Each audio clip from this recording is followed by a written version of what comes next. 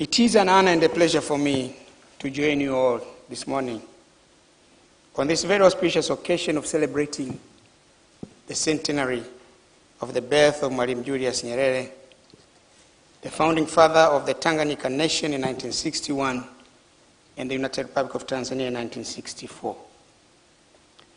I sincerely thank the Vice Chancellor and the Chair, the Mwl Nyerere Chair in Pan-African Studies, for inviting me here. I also thank them for according me this rare opportunity to officiate at this unique and historic event. I congratulate them all and all those involved in organizing these celebrations for a job very well done. To the sponsors, I thank you for making it possible.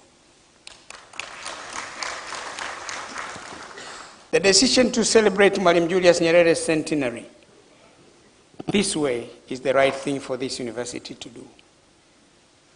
It is very deserving of him, for the truth be told, that he was the brain behind the coming into being of this esteemed and premier university in our country. As you know, we have heard it mentioned before, or may hear it during the festival. This university was established before the independence of Tanganyika. The university enrolled its first 14 students, all of them law students, on the 25th of October, 1961. At that time, it was known the University College of Dar es Salaam, associated with the University of London. The establishment of this university was a bold decision taken by the Tanganyika African National Union, at which time it was the largest and most formidable political party leading the government, leading the movement for the independence of Tanganyika. Under the wise and able leadership of its president, Mwl Julius Nyerere, TANU decided to donate its new buildings, meant to be its new headquarters, to be used for establishing the first university in the country. That decision defined TANU's vision on education in general, and it underscored the importance it attaches to higher education in particular. The building is none other than the one which a few years ago used to be the head office of Sokita, the former economic wing of Chama cha Mapinduzi, situated at the other end of Lumumba Street. I think in that street, that was the last building. There is no other building beyond that. At that time, the street used to be called New Street. The new name changed after independence in honor of Patrice Lumumba. In 1964, the university relocated to these beautiful hills overlooking the city of Dar es Salaam. Of course, this explains why the name Mwl Nyerere Mlimani campus of the University of Dar es Salaam. I would like to confess that from time to time, or time and time again, I've been wondering if it would not be a good idea to think of making this university be called Julius Nyerere University of Dar es Salaam, but it's just an idea. It could be one of the best ways of recognizing his contribution in the conception of the idea of having this university, and the pivotal role he played in turning a dream into reality. In the 24 years he was in office, first as Prime Minister of Tanganyika, then President of Tanganyika, and later President of the United Republic of Tanzania, Mwl Nyerere was Chancellor of this great university. He built this university from humble beginnings of being associated with the University of London, later in 1963 becoming a constituent college of the University of East Africa, and in 1970 becoming a national university an independent University of Dar es Salaam. By the time he retired in 1985, the university had grown from one faculty of law to several faculties and several institutes. For us today, therefore, we are not only honoring Mwl Nyerere as the first president and founder of our dear country, but also as the founder and first chancellor of this great university. In his capacity as the first chancellor, Mwl Nyerere gave this university a meaning and a purpose that remains in our motto to this day: hekima na uhuru. This mantra distinguishes this university from several others, and being not simply an academic institution, but also a gateway to freedom. Because of the philosophical foundation laid by its founder and its first chancellor, the University of Dar es Salaam became an intersection of academic excellence, a hotbed of progressive political and ideological discourse, and a place where Pan-Africanists and internationalists found it a better place to be. Top academicians enjoyed living and working here in the Hill. The environment was permissive, friendly, and academic freedom abound. Many, Walter Rodney, Clive Thomas, John Saul, Thomas Zentes, you can name any of these big names have been here. When Walter Rodney was somehow ostracized from his country, he went to Jamaica. Then he came to Dar es Salaam, and Dar es Salaam became his home. So he had so many of those people who really found Dar es Salaam University was the place, and they felt at home. They felt free. Also, there were many prominent scholars from the world over who became regular visitors, engaging in vibrant debates. Prof. Salim Mazrui, Samir Amin, and many others. Every now and then there used to be public lectures by these prominent scholars visiting this great university. Also, there were many prominent, also because of the anti-imperialist, anti-colonial, and anti-apartheid stance, as well as open support to the liberation struggle in Africa, the University of Dar es Salaam used to receive many visitors from the liberation movements.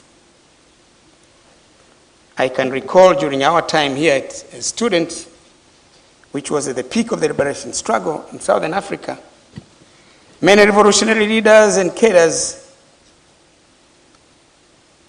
visited this University of Dar es Salaam for public lectures to enlighten the university community on the situation in the front lines.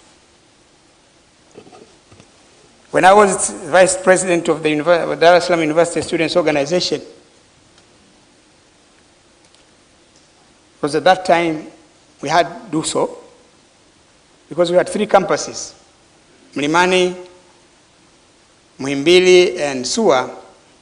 We had a federal president, and each campus had its own boss. I was in charge here.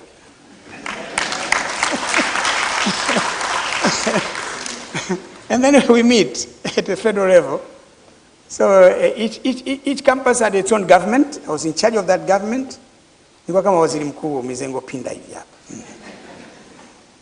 And then we had the federal government. Of course, the federal government, we had the foreign minister and all those who were doing the internationalist duty. We used to invite speakers. The university did, but some invited themselves to come and talk because of the name of the University of Dar es Salaam. It had branded itself. It's one of the places to visit. It's one of the places to go and talk. One of my happiest moments was when I invited Angela Davis. She was president of the Communist Party of South Africa, of the United States, not only. There were times we had visits from Dr. Agostino Neto. Interestingly, also we had a visit from Prince Mangasutu Buthelezi. And it was quite a show, I can assure you.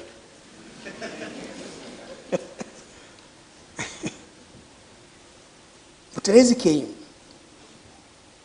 Beautiful lecture at the Nkrumah Auditorium.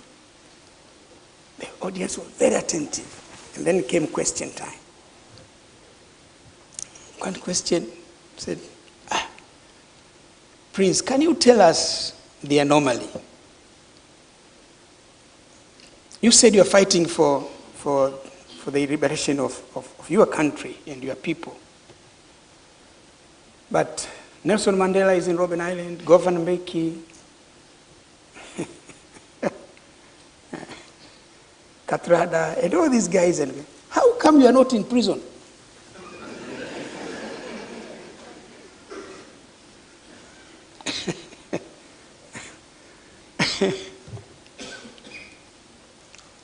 And another question. How did it happen that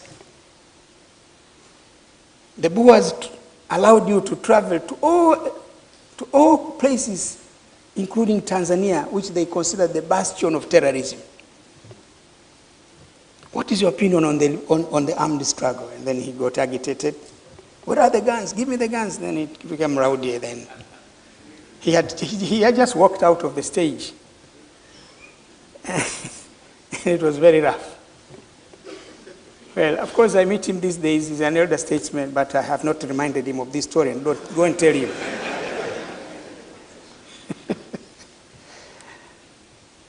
Of course, some of these meetings at times, there are some of us who have so outspoken on the other extreme.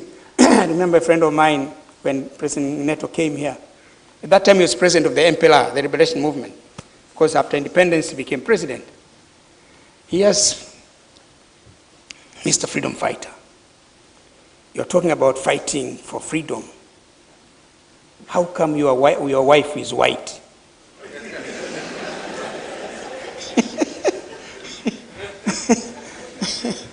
And then we came out and called this brother is reactionary.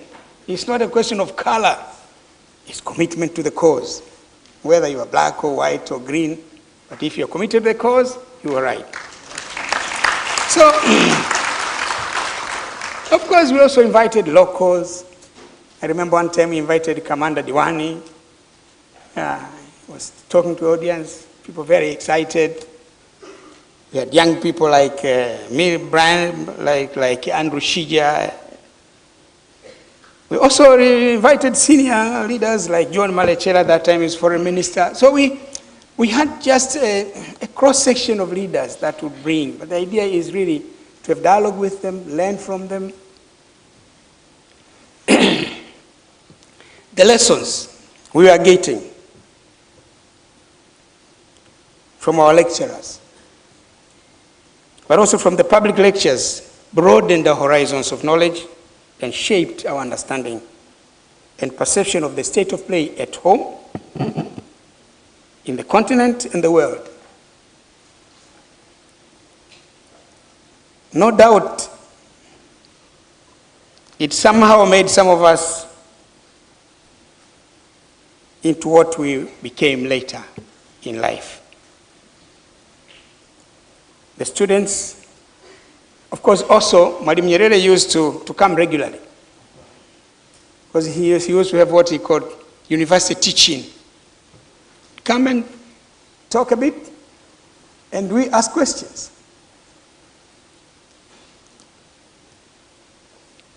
The students were very militant on national, regional, and global issues. We were vocal, at times daring. Of course, I mentioned some of this, but one day, I can give you an example.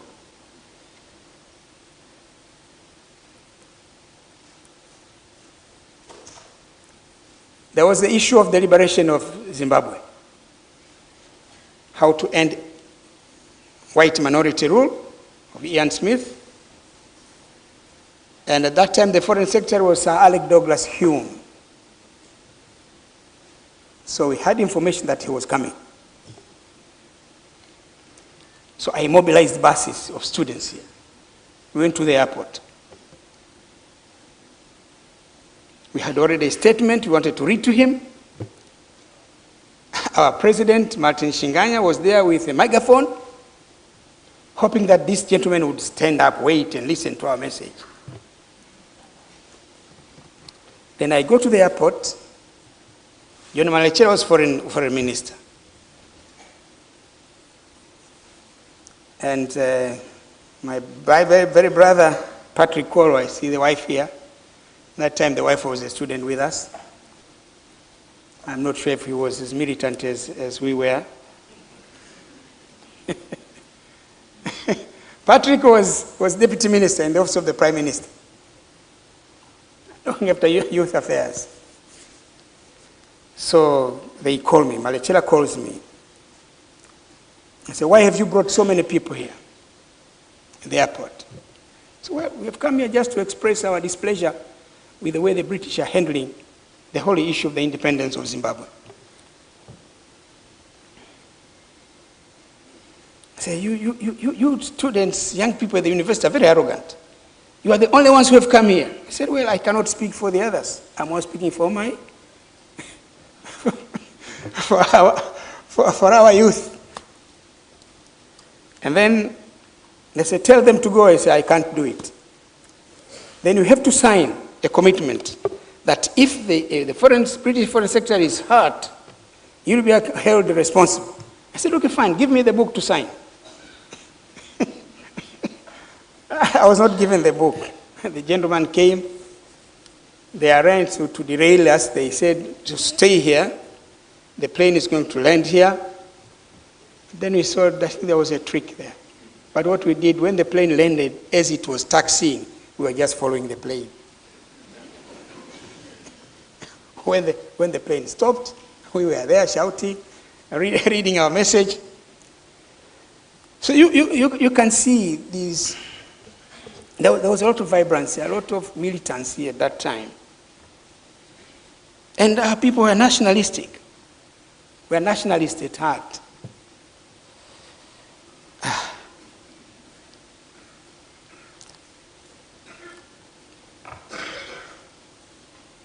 One day, after I left the university, I was working, I came here.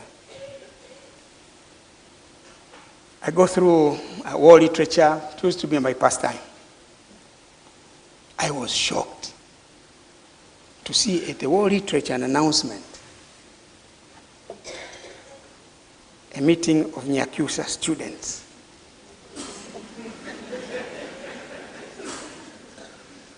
Agenda, introduce the new parliamentarians from the origin. Boy. At that time, there was a chairman of Youth League, Madeu. I called him, I said, look here, Madeu, what is this? How do you allow the university to degenerate to this level, forming tribal associations at a national university? The militance is gone. The national outlook is gone. I said, oh, I hope it does not persist. Nadhani hivyo vyama havipo. Au kama havipo basi mjue na nyinyi mmepotoka.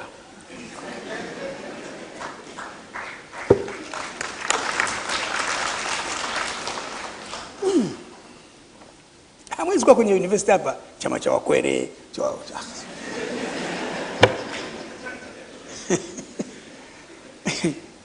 Here the discourse is about national issues, the global national issues. But when we degenerate to the level of meetings of Wanyakyusa, Wakwere, Wazaramo, Wadigo, that's wrong. And the agenda, maslahi ya wanafunzi wa Kinyakyusa.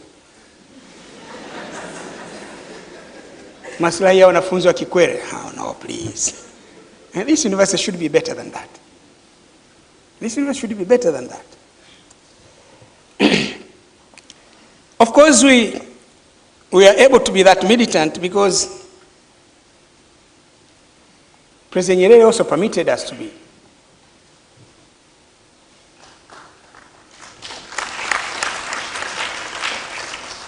However, he never felt shy to correct us when he left. He felt that we were not doing things right. At that time when I was a student leader, one day he came for the university teachings. After he left, the Vice Chancellor, Pius Msekwa, said Mwalimu Tusi wants to see all leaders of the Youth League and leaders of the student government. So we were given tracts, we were followed to State House. They are seated, he was there. He was very angry, very harsh. He was saying, look here, children are not at the university. Children are in primary school and kindergarten. All of you at the university are grown-up individuals. Nyinyi watu wazima, watoto hawako chuo kikuu. So don't do nonsense there and saying, oh, please forgive us, we are children. You are not children. He says, when I deal with university students, I'm dealing with elders, grown-ups. So he says, I enjoy dialogue, I enjoy debate, I enjoy discourse. Even if you sit now, if I'm passing, you sit by the roadside picketing. I have no problem with that. But I don't expect you to write insults in the war literature.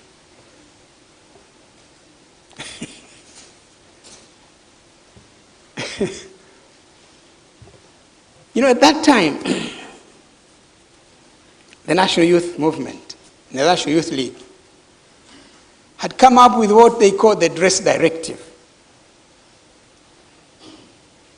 Nguo zenye heshima na sisi tulikuwa na heshima. The clothes that are decent to wear and those that are not decent. So our youth league came up with posters. They posted them everywhere, and some of them were posted at war literature. And someone went there, wrote upuuzi wa kawawa.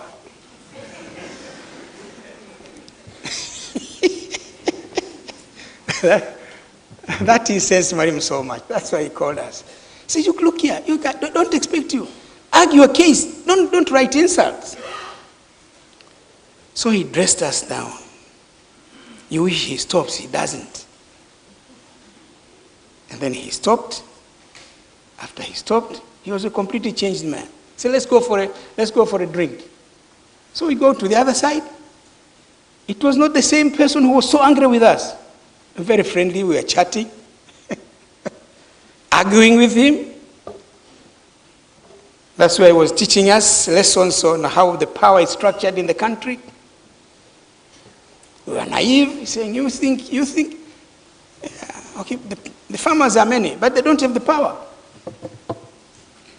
Power is in the hands of the military, the bureaucrats, the intelligentsia, and the workers. The farmers are not organized. But it was at this meeting and the argument that we had that he took a decision that some of us should be taken to work for the party after we finish university. Ndio tulipopatia kazi pale.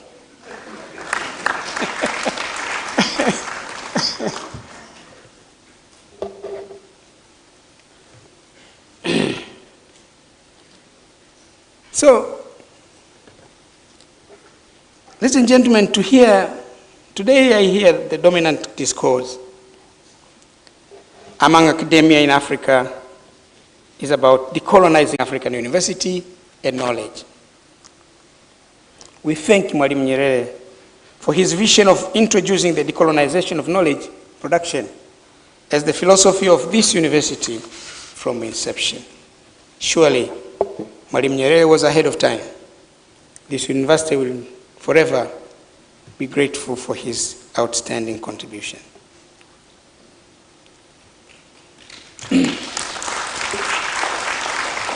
On a day like this, I'm expected to speak about the man of the moment, Mwl Julius Nyerere.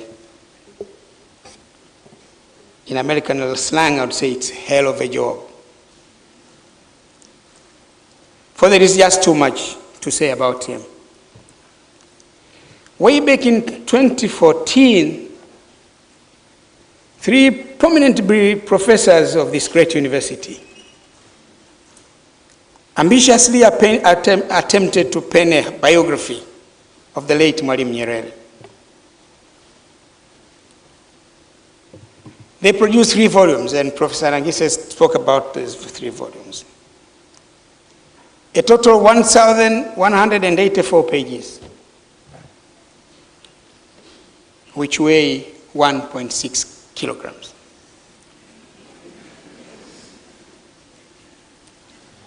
These are none other Professor Isha Shivji, Professor Saida Upo,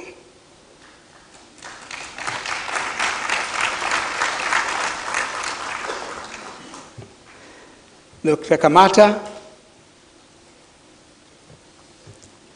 I'm saying this to exercise caution that with the 45 minutes allocated to me to talk about Mwl Nyerere are not any closer to 6 years that our 3 eminent professors had. So to say, what I can only promise is to attempt to set the tone of the conversation that is to follow in the next 3 days. Having looked at the program, topics, a lineup of presenters, I'm confident that they will cover those areas that I will fall short in my delivery today. As many of you know, Mwl Nyerere was born on the 13th of April, 1922, died on the 14th of October, 1999.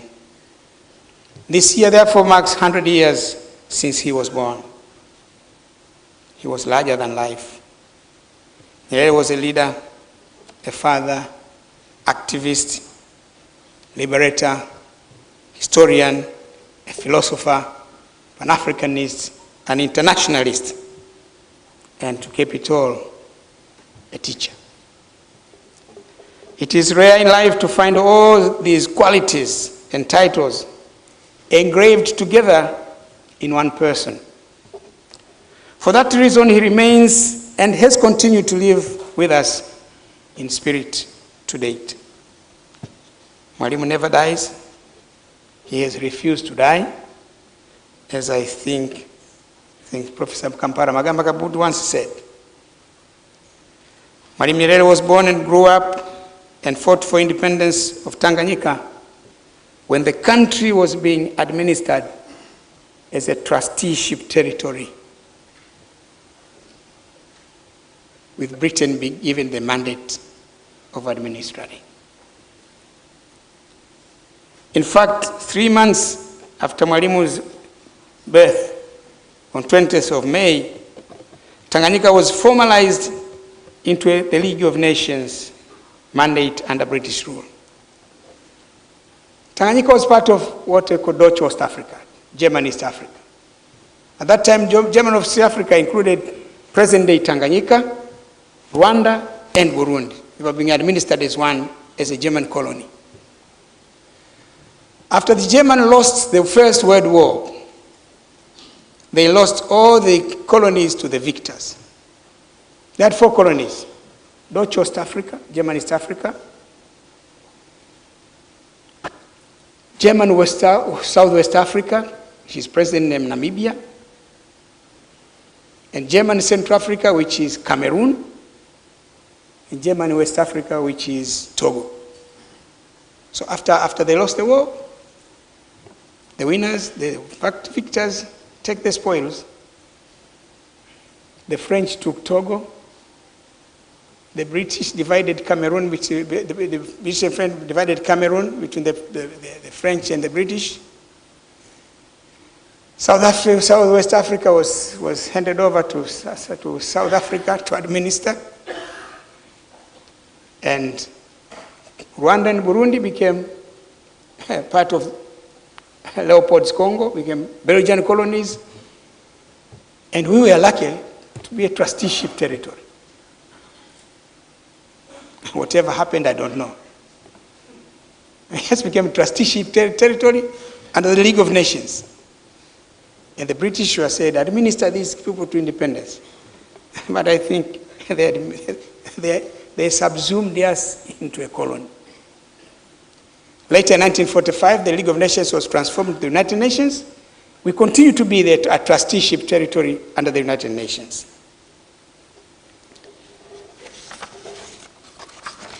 He got his primary school education in Musoma, Mwitongo. Secondary school education in Tabora. Tabora was designated to be a school for sons of chiefs, and being son of Chief Burito, so he had the privilege of going to this elite school. After that, he went to Makerere University, trained as a teacher. He came back, he taught at Kazima. After 3 years, he went to Edinburgh for a master's. Returned in 1952, became a teacher at Pugu. And I think among his students, Benjamin Kappa, Pius Msekwa were his students there.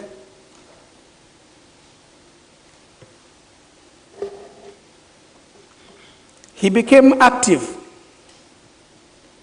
in the work of the Tanganyika African Association. At that time, because the country was divided into 3 tiers. The first category was the white people. The second category, the Asians. And the third category, you know who.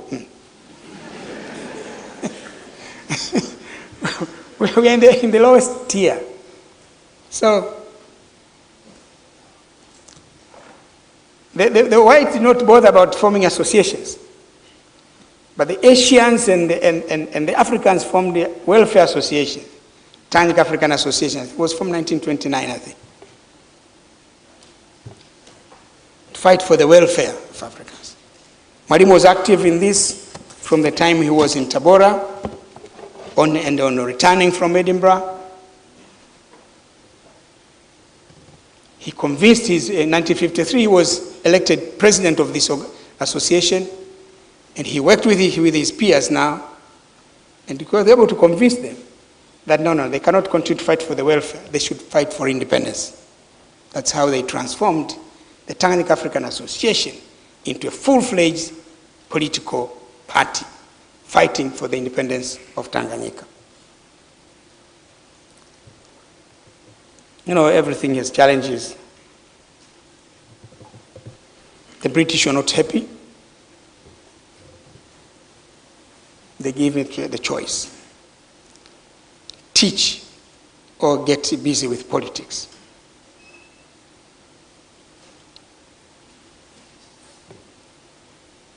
He had a choice to make. Stop fighting for independence, remain with the teacher, get a salary, or fight for independence and lose your job. Mwalimu chose to lose his job.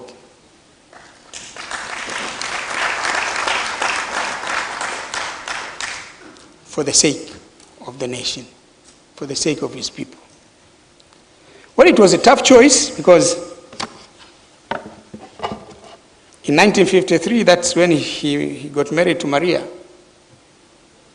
And I think they had their first child.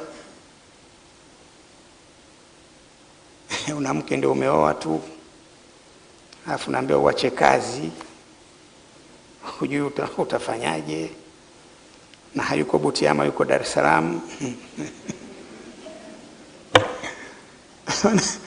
Ana ukiwa kijijini kule, wana kwa jirani wanakwenda kupata muhogo na nini. So I'm saying, it was a difficult choice for him to make. He got married in 1953. And in 1954, he is told to choose to losing a job or continuing.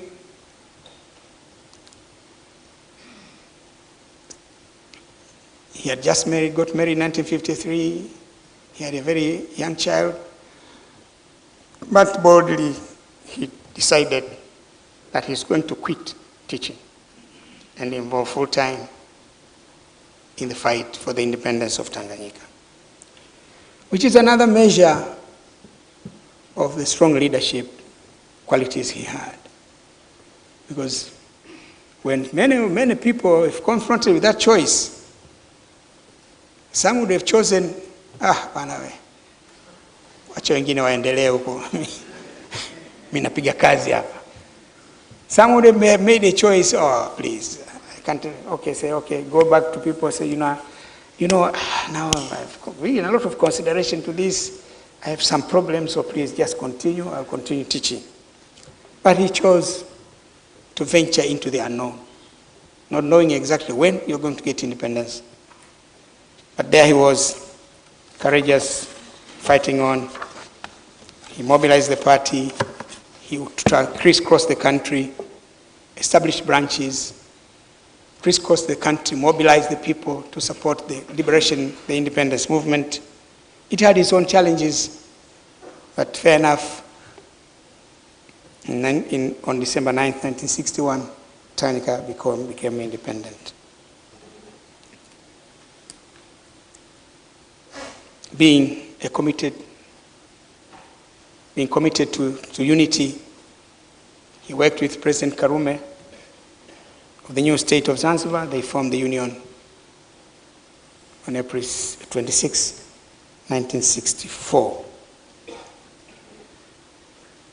Well, a lot has been said. He was so busy building the nation. He retired in 1985. But many achievements we see in our country today could be attributed to his leadership. There is a saying that what happens today, his foundation was laid yesterday. And what is happening now is the foundation of what is going to happen tomorrow. So, sema Kiswahili usione vinaelea vimeundwa. If President Nyerere did not establish strong foundations, we would not be here at all.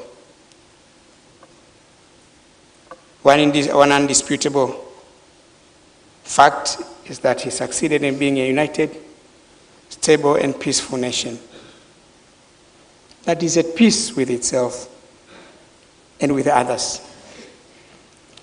A nation weaved with a wider diversity in terms of tribe, religion, race, and geographical location. 120 tribes. There are black people, there are Indians, there are Arabs, there are Chinese. Everybody is there. There is Zanzibar, there are some people from Tuara kwa shemeji zangu, Kilimanjaro huko, and it's so diverse. But being able to weave this country into one, and the people feeling that we are one nation, it's not an easy job. If he made missteps at the beginning, would not be what we are now. Will be Wakwere, Wazaramo, Wazanaki, but he succeeded in that. And there's so many others. A nation built of fusion of two independent sovereign states, fused not by the Berlin Conference, but fused through on volition of the leaders sitting down and discussing and say, let's come together and build a nation. Since 1964 to date, we are 5 decades plus now. Some attempted, they failed. But we have succeeded because there have been strong foundations. There are things that were carefully thought on how to weave this nation, how to bring these two nations together. Of course, there are challenges. But we have always continued to discuss the issues openly, have always been responsive to finding solutions to the problems that we have been facing, but he built the foundations. Some of the things that he did which are magical in the sense of foresight, is the abolition of chiefs. Because in some of our countries where the chiefs and kingdoms and so on have remained strong, have been just a divisive factor. That was foresight. Of course, some thought Nyerere was greedy, was just consolidating power around himself, but it was wise.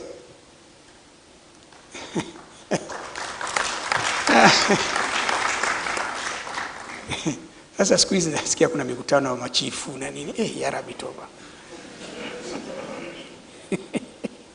I really don't know where they want to take us. Sasa sisi mangi mkuu si watarudi tena na nini. Watemi wale na nini. You know, my grandfather was a traditional ruler of our tribe. They've been inviting me to those meetings. I'm not impressed. Najua ule uchifu ulishakufa tu. Sasa sijui hata kukutana wanazungumza nini, I don't know. Lakini hamkusikia, sikusema. Yeah, my only fear is we should not go back to thinking as tribes. And now start thinking that our tribe is not being considered correct. If we are taking that path, it's anticlimax. It's just dismantling the strong foundation that have been built by our very bright, forward-looking, and visionary leader. Mwalimu's commitment to unity, solidarity, and social justice did not end within the Tanzanian borders. He saw the independence of Tanganyika as not being complete as long as one African country was still under colonial bondage. It was on this basis that Tanzania became firm base for advancing the African liberation agenda. It was not surprising, therefore, that Mwalimu was among founders of the Organization for African Unity in 1963. Because of his commitment to the cause of liberation, the OAU bestowed Tanzania to be the seat of the headquarters of the Liberation Committee.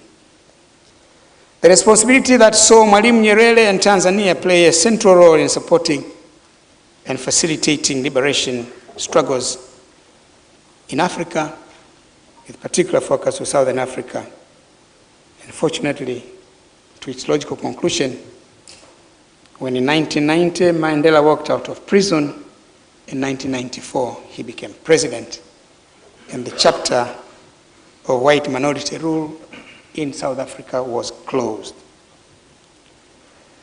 Alongside his commitment towards liberation, Mwalimu believed so much in Pan-Africanism and African unity.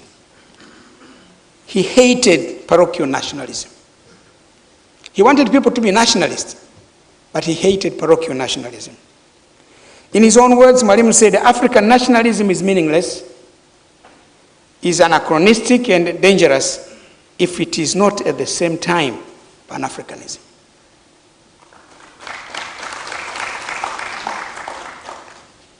To him, therefore, the question of having United States of Africa was not a matter of why, but rather of when and how. This can be well testified by his own words, and I quote, "Our goal must be a United States of Africa. This goal must be achieved, and it does not matter whether this is done by one step or many, or through economic, political, or social development. This does not mean we must, or that we could achieve the goal tomorrow in one step. We must progress towards it as and when we can, either by all African decisions or by steps towards unity in different areas of Africa." Ladies and gentlemen, when Mwl Nyerere passed away on 14th October 1990, the population of Tanzania was 33.5 million. Today, we are estimated to be 63 million. Kazi kubwa imefanyika.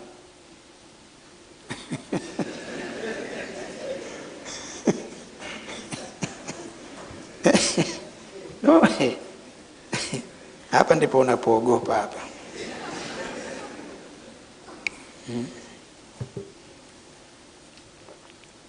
Katika miaka 20 tu ya mwalimu hapa tumeongezeka zaidi ya milioni 30.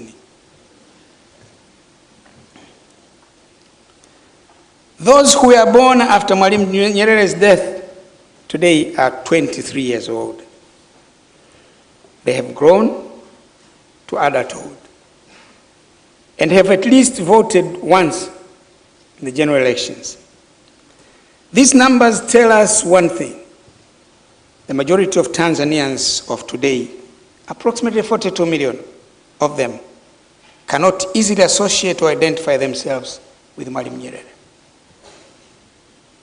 It's a story you tell about them. Alikuwepo Nyerere, Nyerere, nani huyu? Ndo rais wetu wa kwanza. Alifanya nini? Kapigania uhuru. Kwani kulikuwa na nini hata alikuwa anapigania?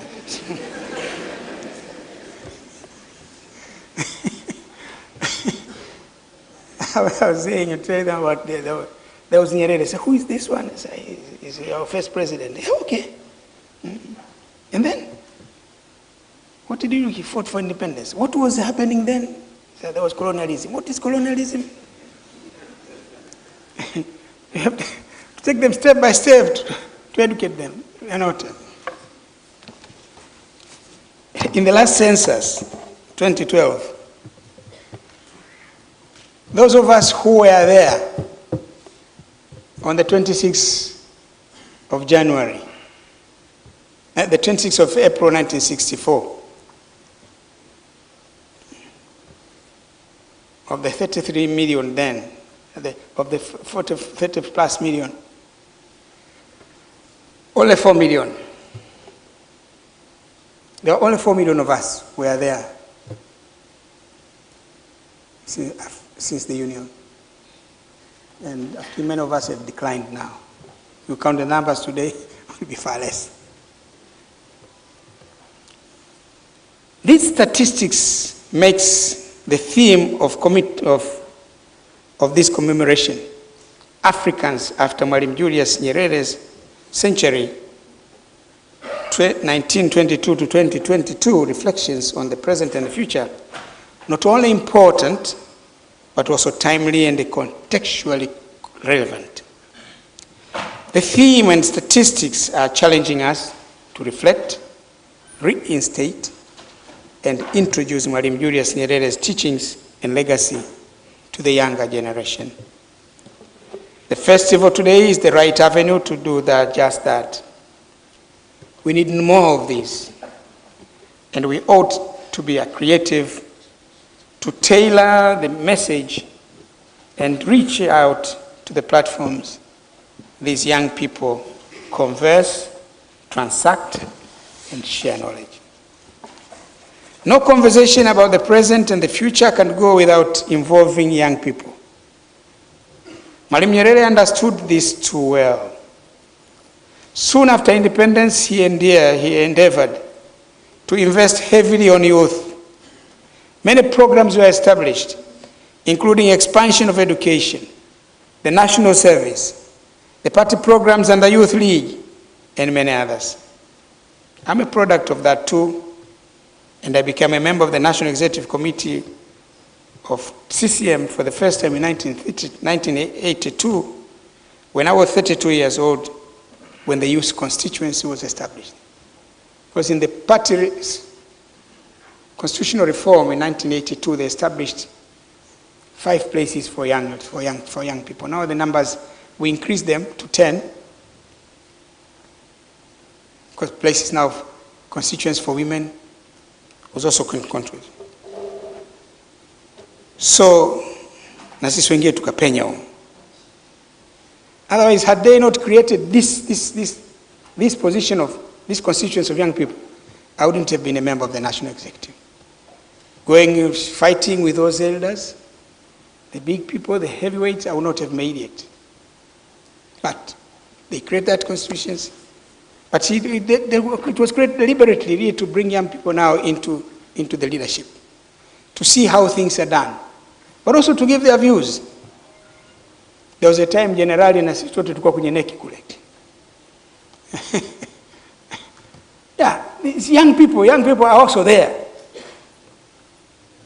But it was a deliberate decision that was taken. Otherwise, it would have been a part of the gerontocracy.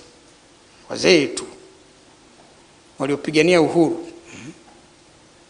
Unauliza walikuwa wapi wakati wa struggle? Where were you when we were fighting for independence?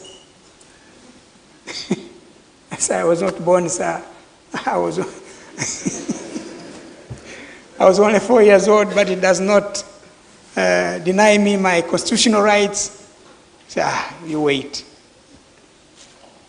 So there was this. Apart from those nationwide programs, Mwl Nyerere personally nurtured and entrusted young people with the responsibilities in nation building. I, for one, was lucky to be among them. In my youthful and formative years, I was recruited from this university to join Tanganyika African National Union at a regional secretariat. You know, one day, I was called. There are several of us were called at now it's the office of the branch, the bank branch. But that one used to be the office of TANU and TANU Youth League. That time when the party was everywhere. So we were called. I went there. There are several of us. I meet a panel. John Muhavile, Executive Secretary of TANU. Pius Msekwa, Vice Chancellor. Joseph Butiku, Private Secretary to the President. You were there. You were called. Yes, yes, you are Kikwete, yes. They ask you, tell us about yourself. It was like auditioning. Then you are asked a question. When you finish the university, we think we'd like you to join and work for the party. So you ready? Say, no, I have no problem. Yes, sir. So after that, we were told, don't fill any form and ask for any job. You're already taken. So that's how we ended up. Young man. After we finish university, we go to report at Lumumba. I'm told you've been posted as Assistant Secretary of TANU Regional Office, Singida. My thinking was I may be taken to Kivukoni, teach. Then I'm told to go to Singida. I take the map, locate the place properly. Then, okay, fine. So, because at that time they took about 14 of us. 7 of us were taken to the regions, others at the TANU Youth League headquarters, others at Kivukoni. That's how it all began. A year later, you get another letter. You've been appointed to go to the military academy to train as an officer of the army. You're not choosing. You're just getting a letter, go there, you train, and come back. So, but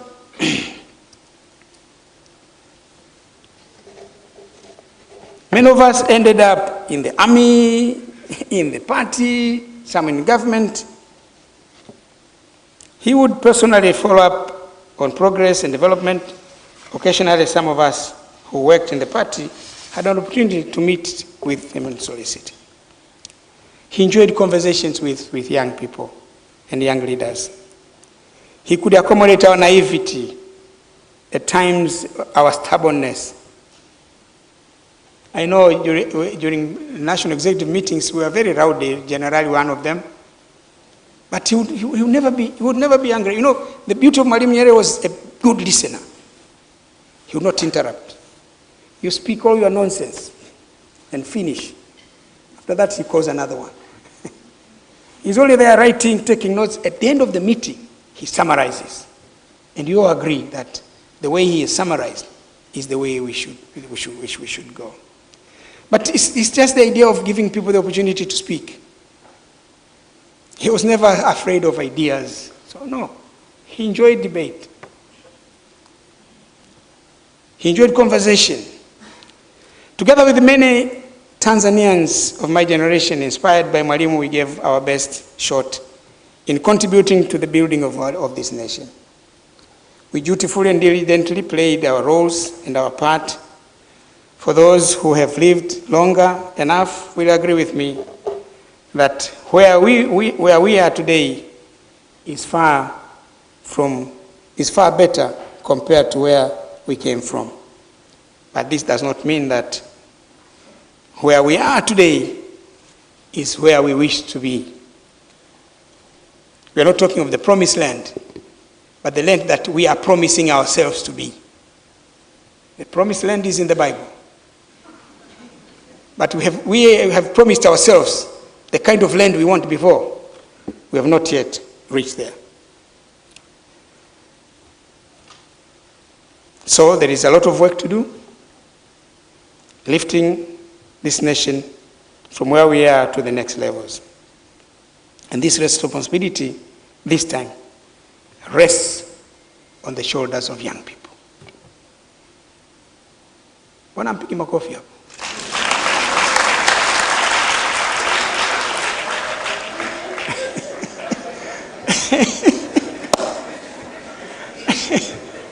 We have played our part.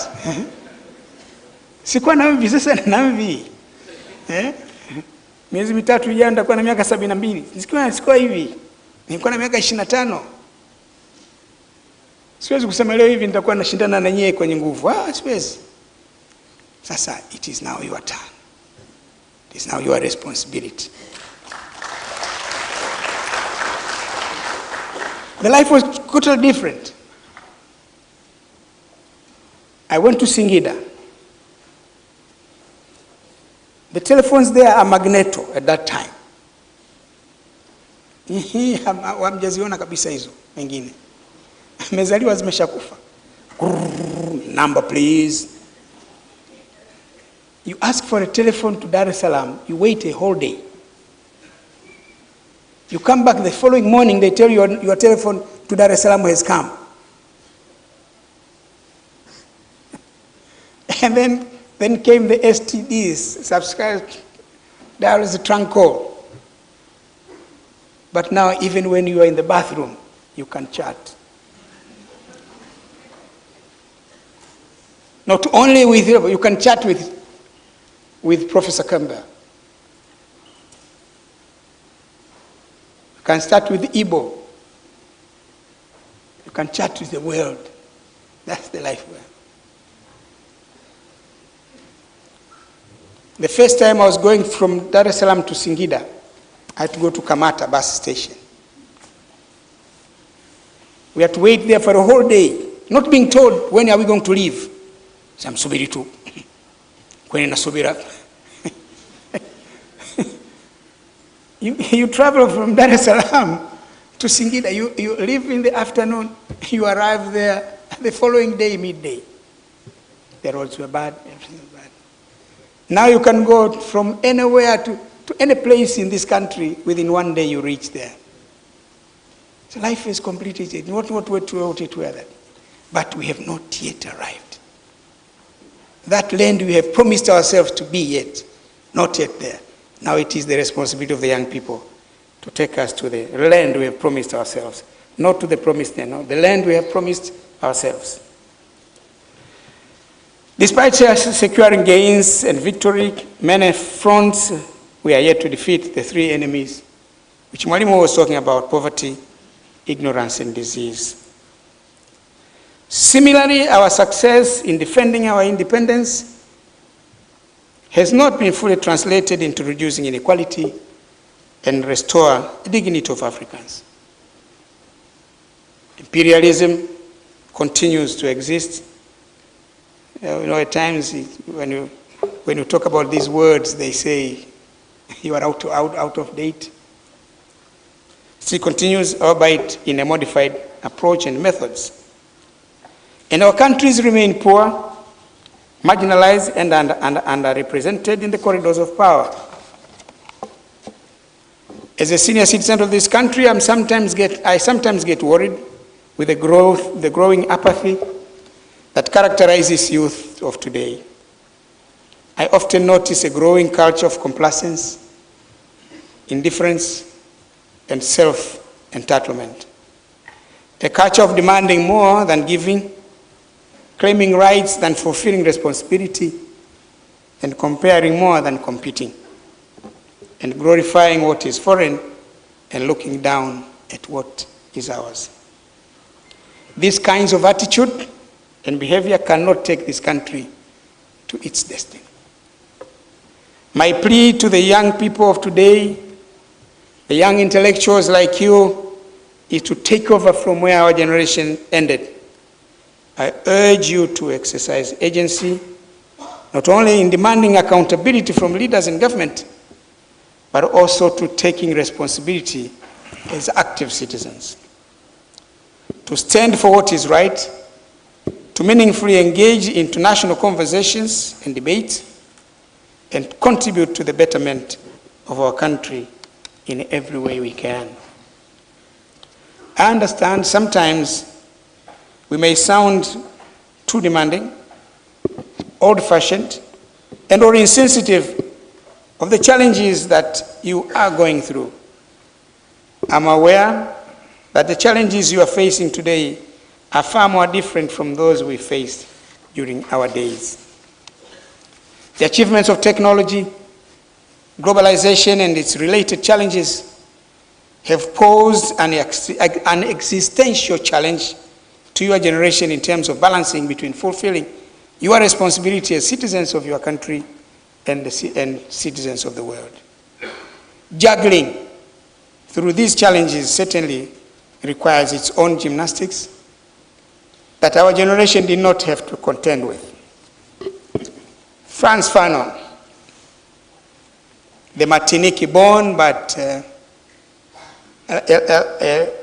Algerian revolutionary, robbed us an excuse against fulfilling our historic mission. He denied us making excuses from fulfilling our mission. He said, each generation must, out of relative obscurity, discover its mission, fulfill it, or betray it.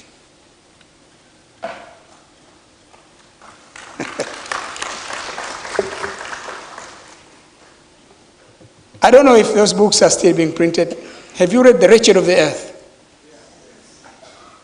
These words are from that book. And people these days have stopped reading. People are busy chatting. Haki ya Mungu, yani kila kitu kina advantage yake, lakini biggest disadvantage of this mobile phone and chatting, people don't read. People have no time to read books. In the internet, there is so much knowledge. They're not interested in knowledge. Only chatting.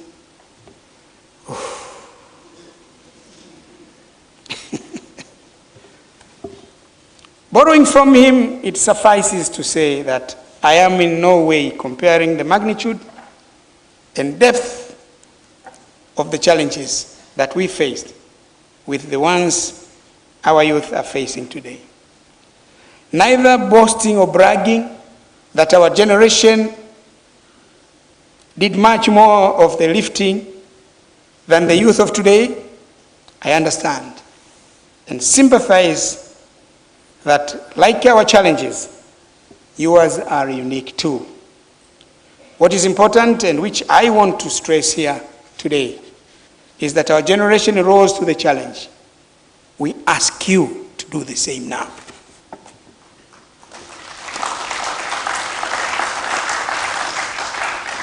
Mwl Nyerere generation did fight for independence and initiated a nation-building project. My generation tried our level best to cut dependency and brought back the macroeconomy back on track after the unfortunate triple events of the 1970s, oil shock, collapse of the East African community, end of the war with Idi Amin, and several other challenges. Now, the Ukraine war. As a result, we have been able to take our country from a list of the LDCs to a lower middle income country with the improved socio-economic indicators. But we are at the age of the LDCs.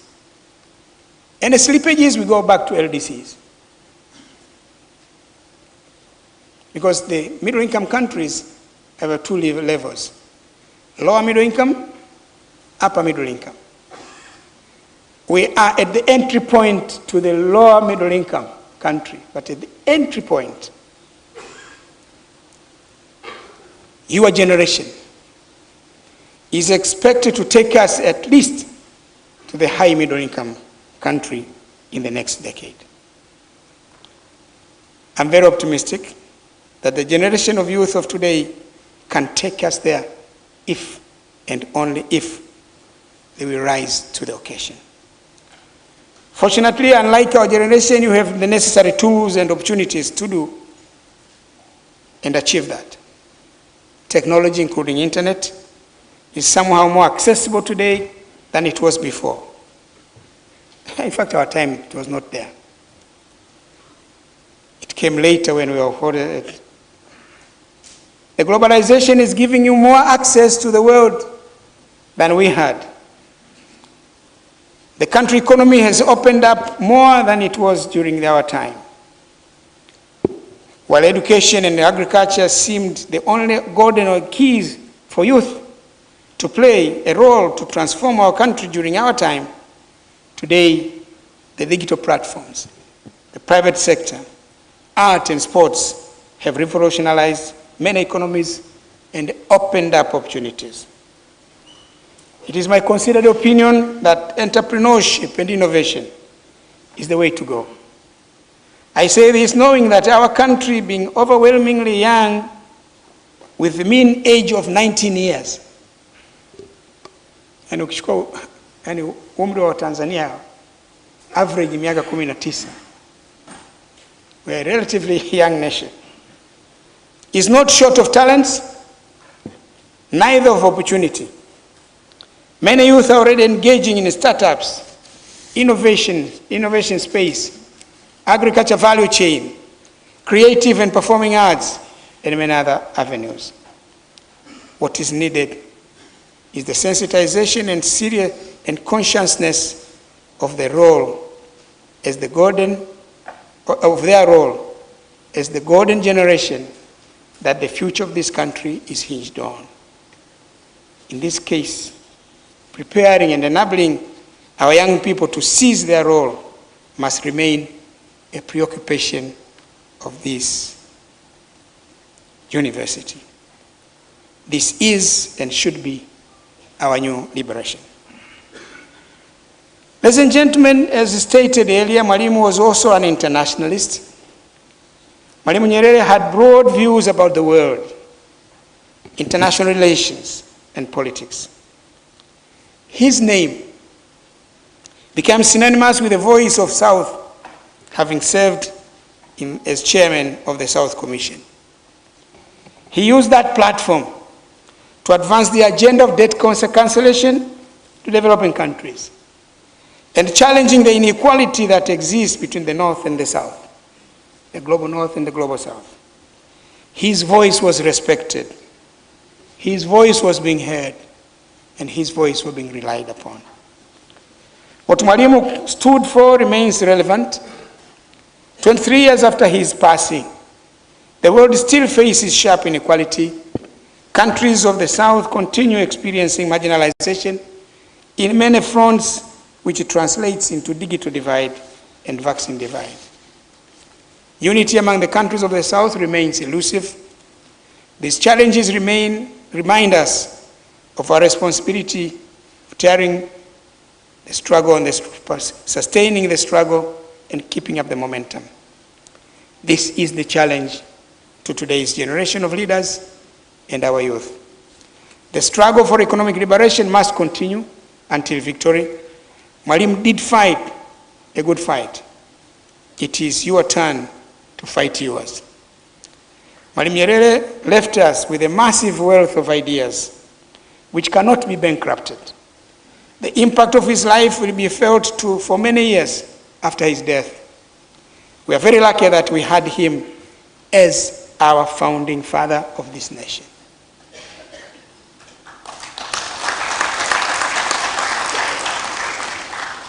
If we not have him and made a false start, it would not be what we are now. We are indebted to his outstanding service to our country. It is our duty, therefore, to uphold his legacy and continue from where he ended. Let me conclude by the words of our renowned late Professor Harold Bothman about Mwl Nyerere. He said, despite his limitations, his patriotism was unmistakable. His commitment and devotion to Africa unquestionable, and his integrity outstanding. This is the Mwl Julius Nyerere I knew. Ladies and gentlemen, it is now my pleasure and singular honor to declare the 13th Mwl Nyerere Centenary Intellectual Festival officially opened. Asanteni sana.